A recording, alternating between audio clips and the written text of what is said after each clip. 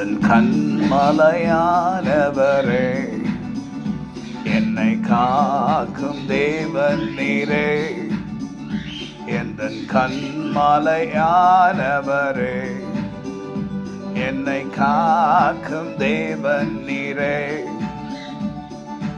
உயர்ந்தவரே, சிறந்தவரே, துதிக்கு பாத்திரரே.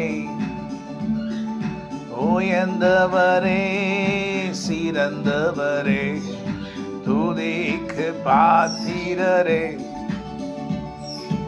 ஆராதனை உமக்கே, ஆராதனை உமக்கே, ஆராதனை உமக்கே,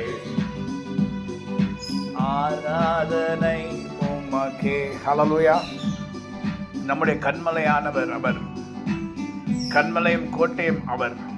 கண்மலை என்றால் உயர்ந்த பர்வதம்.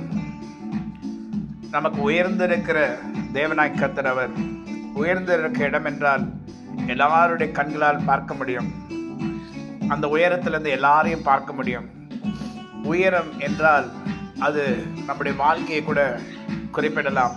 உயரத்துக்கு கொண்டு போகிறவர் கண்மலை என்று அவரை குறித்து நாம் சொல்லும்போது, அவர் நம்மை உயரத்தில் கொண்டு போக வல்லவராயிருக்கிறார் என்று சொல்லி நாம் அர்த்தம் புரிந்து கொள்ள வேண்டும்.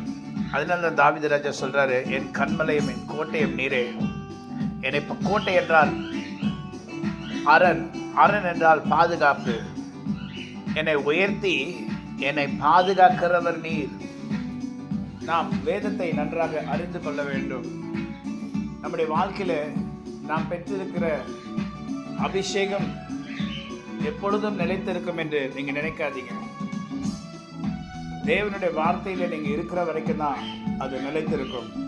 தேவனுடைய வார்த்தையில நீங்க நிலைத்திராவிட்டால் அது நிலைத்திருக்க முடியாது. வரங்கள் நிலைத்திருக்குமா? நிலைத்திருக்காது. கொஞ்சம் கொஞ்சமா அப்படியே ஓய்ந்து போகும்.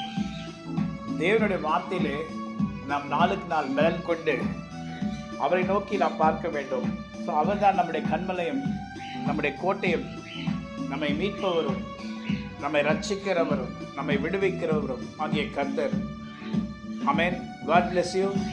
நீங்கள் என்ன சொல்லனா, என் கண்மலையும் என் மீட்பருமாகிய கர்த்தாவே, நீர் என் தேவன் ஆண்டவரே. ஆமென் என்று சொல்லுவோமா? ஆமென். God bless you.